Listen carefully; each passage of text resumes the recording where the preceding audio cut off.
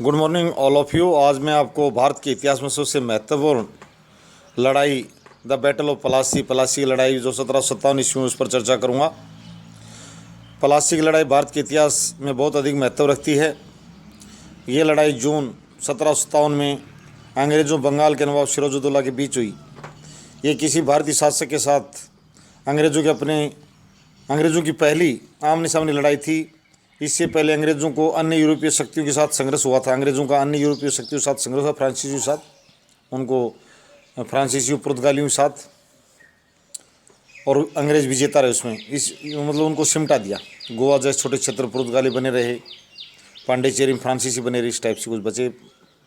उन्होंने भारत के बड़े हिस्से पर अपना कब्जा किया। इस युद्ध के कारण घटनाएं परिणाम व इस प्रकार हैं।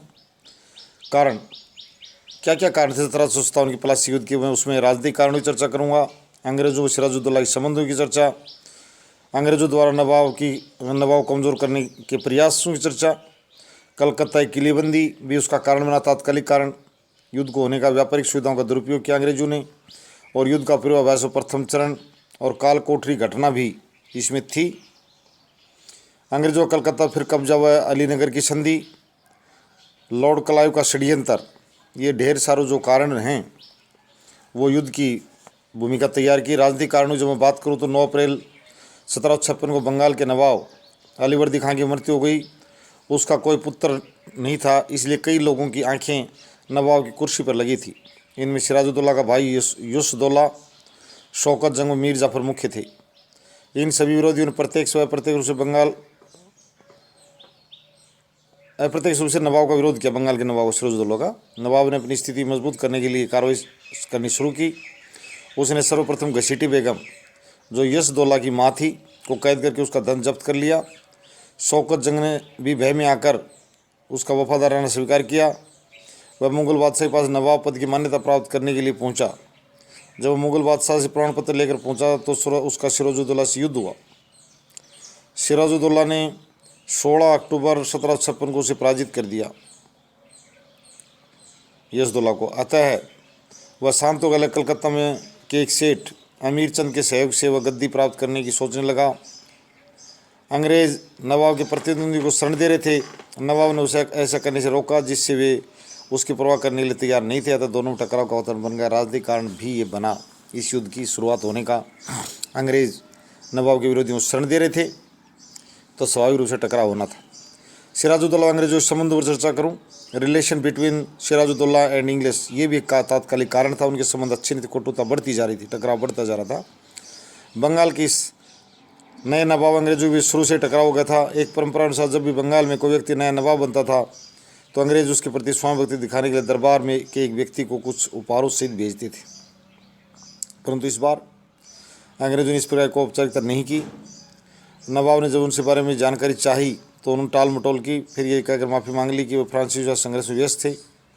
वास्तविक स्थिति ये थी, दोनों एक दूसरे पर प्रारंभ से शक करते थे एवं अंग्रेजों व्यवहार भी इस नवाब के प्रति अपमानजनक था। ये भी था। तीसरा जो कारण था, अंग्रेजों द्वारा नवाब कमज़ोर करने प्रयास। उन्होंने सभी प्रयास ऐसे किए जिससे नवाब कमज़ोर हो। Efforts by the Britishers to weaken the nawab, अंग्रेजों योजना शासक को कमज़ोर करने की थी। इस सिलसिले में उसके सत्ता के प्रतिद्वंदी शरण दे रहे थे। इसके साथ साथ कुछ अन्य लोगों को भड़का रहे थे। इनमें से कुछ ऐसे हिंदू भी थे जिनसे नवाब नाराज़ था। कलकत्ता के अन्य सेठ जगत नारायण वेने के व्यापारी किशनचंद पहले से ही सिराजुद्दौला के शत्रु थे। इन लोगों ने अंग्रेज़ों को नवाब के विरोधी हर प्रकार सहायता का आश्वासन भी दिया। नवाब को ये बात न केवल बुरी लगी, बल्कि उसने अंग्रेज़ों को चेतावनी दे दी कि इस प्रकार कार्रवाई के परिणाम अच्छे नहीं होंगे। स्वाभाविक रूप से है कि उन्होंने उसकी जड़ें खोदनी शुरू कर दी थी, उसके विरोधियों को शरण देकर उनसे संपर्क करके। कलकत्ता की किलेबंदी, फोर्टिफिकेशन ऑफ कलकत्ता। चौथा जो कारण बना पलासी युद्ध का, भारत के इतिहास के महत्वपूर्ण युद्ध का, वो बना कलकत्ता की किलेबंदी। सिराजुद्दौला के नवाब बनने के समय अंग्रेज़ों और फ्रांसीसियों के बीच संघर्ष चल रहा था। बंगाल में अंग्रेज़ों की मुख्य बस्ती कलकत्ता थी, जबकि फ्रांसीसियों की चंद्रनगर।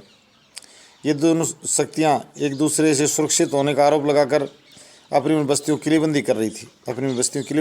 एक दूसरे से भयभीत होकर करते हम अपने को सुरक्षित और अपनी शक्ति बढ़ा रहे थे उस बहाने। सही भी इनकी किलेबंदी करना बंगाल के नवाब के लिए ठीक नहीं था। नवाब ने आदेश जारी कर किलेबंदी रोकने की बात कही और आश्वासन भी दिया कि इन दोनों में से किसी के लिए भी समस्या पैदा नहीं होने देगा। ये बात फ्रांसीसियों ने तो मान ली, वह किलेबंदी रोक दी, परंतु अंग्रेजों ने अपनी गतिविधियाँ जारी रखी। शासक के द्वारा दूसरी बार ऐसा कहने पर भी उनका जवाब यथोचित नहीं था। अब नवाब ने उसे बलपूर्वक रोकना चाहा। असली बात ये थी कि उसकी शक्ति को तोल चुके थे। युद्ध तभी करता सामने वाला जब वो शक्ति को तोल चुके और उसे लगने लग जाए कि मैं इसके संतुलन में हूँ या इससे कुछ मजबूत हूँ, तब वो युद्ध की तरफ बढ़ता है। अगर उसे ये पता हो शक्ति से तो काफ़ी दूर है, तो युद्ध की स्थिति कभी पैदा भी नहीं होती किसी भी स्थिति पर। व्यापारिक सुविधाओं का दुरुपयोग, मिसयूज ऑफ ट्रेड कंसेशंस। अंग्रेज़ों को बंगाल में व्यापार करने का अधिकार साझे काल में मिल गया था, लेकिन वह बहुत सीमित था। 1717 ईस्वी में मुगल बादशाह फर्रुख शेर द्वारा अंग्रेज़ों को इस क्षेत्र में कर मुक्त व्यापार करने की आज्ञा दे दी थी। इसके तहत वो वार्षिक कर की कुछ राशि ठेके के तौर पर दे देते थे, लेकिन ये काफ़ी कम होती थी। अंग्रेज इस सुविधा का कई प्रकार से दुरुपयोग करते थे। ये भारतीय व्यापारी से पैसे लेकर अपनी कंपनी की मोहर लगा देते थे, जिससे सरकार को राजस्व का भारी नुकसान होता था। अंग्रेज इस तरह इतना पैसा वसूल कर लेते थे जो उनके द्वारा नवाब को दिए गए ठेके का कई गुना होता था, यानी देते कम थे, इस अवैध धंधे से कमा ज़्यादा लेते थे लाइसेंस लेकर। तो व्यापारिक सुविधाओं का दुरुपयोग कर रहे थे वो। भारतीय व्यापारी इस कारण अंग्रेज़ों को रिश्वत देते थे, क्योंकि वे चुंगी कर का मात्र आधा वसूल करते थे। इस तरह सरकार और भारतीय व्यापारी इससे कई तरह से नुकसान उठाते थे। ये rehearsal of war and first stage, ये जो छठा बिंदु है युद्ध के कारणों में, वो है युद्ध का पूर्वाभ्यास व प्रथम चरण। नवाब सिराजुद्दौला अप्रैल 1756 से जून 1756 यानी 2 महीनों अंग्रेजों गतिविधियों लगातार आपत्ति के आदेश जारी किए। अंग्रेजों ने उससे किसी बात एवं आदेश की अनुपालना नहीं की। कलकत्ता किलेबंदी का मामला शासक के लिए अधिक अहम हो गया। उसने विशाल सेना लेकर कलकत्ता आक्रमण कर दिया। उसने अंग्रेजों की फैक्ट्री कासिम बाजार को अपने कब्जे में ले लिया। अंग्रेजों ने नवाब का मुकाबला किया, लेकिन 20 जून 1756 को सिराजुद्दौला का फोर्ट विलियम पर कब्जा हो गया। इस समय यहाँ का गवर्नर डैक था। उसने अपनी कमज़ोर हालत को देखते हुए परिवार सहित फुलटाई द्वीप पर जाकर शरण ली। कुछ सैनिकों को नवाब के समक्ष आत्मसमर्पण करना पड़ा। कुछ सैनिकों को अंग्रेज सैनिकों को काल कोठरी घटना, जो कंपनी तरफ से लड़ रहे थे वो भारतीय सैनिकों अंग्रेज सैनिकों, काल कोठरी घटना था ब्लैक होल ट्रेजिडी, ये 7वां कारण है प्लासी युद्ध का। कलकत्ता के अधिकार के बाद कुछ अंग्रेज बंदी बना लिए गए थे। उसके बारे में घटना का वर्णन मिलता है, जिस इतिहास में काल कोठरी घटना का नाम दिया गया है। इस घटना विवरण के अनुसार नवाब ने फोर्ट विलियम पर अधिकार करने के बाद 146 अंग्रेजों को बंदी बना लिया। तब 20 जून की रात को एक कमरे में बंद कर दिया। ये कमरा 18 फुट लंबा और 14 फुट व 10 इंच चौड़ा था। जून की रात्रि में गर्मी ऐसा नहीं थी। जब कमरा खोला तो केवल 23 व्यक्ति जिन्हें मिले, ऐसा बताया जाता। काल कोठरी घटना में बड़ी संख्या में यानी 123 हो गए, ये एक साथ मर गए, इस तरह की बात कही जाती। इसमें हालवेल नामक व्यक्ति था जिसने घटना प्रचारित की थी। ये बहुत ही विवादित ऐसी ये घटना भी इनके बीच में, कहने का मतलब युद्ध का तात्कालिक कारण बनी। अंग्रेजों को कलकत्ता और फिर कब्जा हुआ अलीनगर की संधि, ये 8वां बिंदु है। कलकत्ता के पतन का अंग्रेजों को लगा कि बंगाल में जम नहीं पाएंगे, इसलिए मद्रास से विशेष जल सेना वाटसन के नेतृत्व में तथा थल सेना क्लाइव के नेतृत्व में कलकत्ता पहुंची। दोनों तरह की टुकड़ी बुला ली गई। जल सेना वाटसन के नेतृत्व में मद्रास से और थल सेना क्लाइव के नेतृत्व बुला ली गई। और ये आगे युद्ध की नीति बनाई। अंग्रेजों ने नवाब के अधिकारियों को रिश्वत के सारे अपनी ओर कर लिया। मानिकचंद कलकत्ता प्रशासक के खास विरोध के बिना वे कलकत्ता पर कब्जा करने में सफल हो गई। बहुत कितनी गद्दार मानिकचंद भी हराने का सिराजुद्दौला का एक बहुत बड़ा कारण बना। उसने कोई विरोध ही नहीं किया। उन्होंने उंगली पर नवाब को हराकर अधिकार कर लिया। नवाब को जो अंग्रेजों ने 1757 ईस्वी में संधि करनी पड़ी, नवाब को अंग्रेजों से, उसे अलीनगर की संधि कहा जाती है। 1757 की संधि प्रसिद्ध इतिहास में अलीनगर की संधि। और इस संधि के अनुसार नवाब ने युद्ध पूर्व सारी सुविधा अंग्रेजों को लौटा दी। साथ ही उसने दस्तक प्रणाली का विस्तार भी कर दिया। उसने अंग्रेजों की ये बात भी मान ली कि वह उनकी कलकत्ता किलेबंदी का विरोध नहीं करेगा और फ्रांसीसियों अंग्रेजों के मतभेद में हिस्सा नहीं लेगा।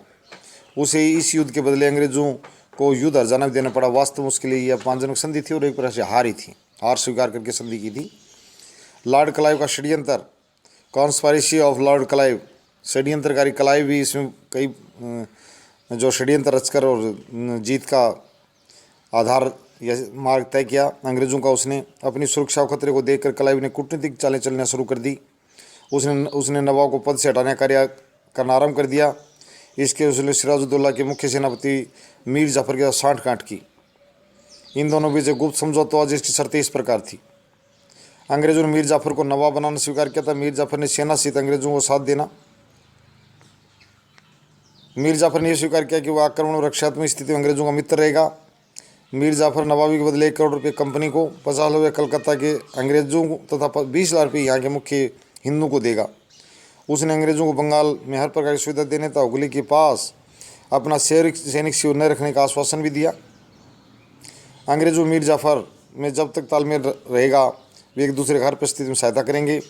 मीर जाफर और अंग्रेजों के बीच की संधि में मध्यस्थ की कलकत्ता के सेठ अमीर चंद ने भाई। जिसमें इस संधि का पूरा प्रारूप तैयार हो गया तो इस सेठ ने क्लाइव को कहा 50 लाख रुपये दिए तो वो इसकी सारी जानकारी नवाब को बता देगा।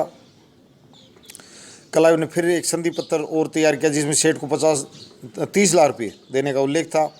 उसमें बंगाल में कंपनी का गवर्नर वाटसन था जो नेवी यानी जल सेना का भी सेनापति था। उसने इस दूसरी संधि अर्थात नकली संधि का हस्ताक्षर करने मना कर दिया। क्लाइव ने इस समस्या का समाधान करने के लिए वाटसन के जाली हस्ताक्षर करवाकर सेठ अमीरचंद को धोखा दिया। इस प्रकार से क्लाइव ने बंगाल के नवाब को हटाने की पूरी रूपरेखा बना ली। ये ढेर सारी बातें हैं जो युद्ध हुआ, युद्ध की घटनाएं और स्वरूप क्या रहा, युद्ध के परिणाम क्या रहा, मैं उस पर बताऊँगा। युद्ध के परिणामों की जब बात की जाए तो अंग्रेजी राज की एक बार से भारत में शुरुआत हो गई।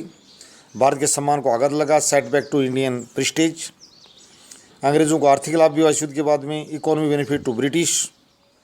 युद्ध के व्यक्तिगत लाभ, individual benefits of battle. Francis को आसानी से पराजित किया, इजी डिफीट ऑफ फ्रेंच। तो ये अनेक इस प्रकार के परिणाम जो निकले, ये प्लासी के युद्ध भारत के इतिहास में महत्वपूर्ण युद्ध है। इसमें वो महत्वपूर्ण पर्सन हर जगह हर स्तर पर आता है, प्लासी का युद्ध। धन्यवाद।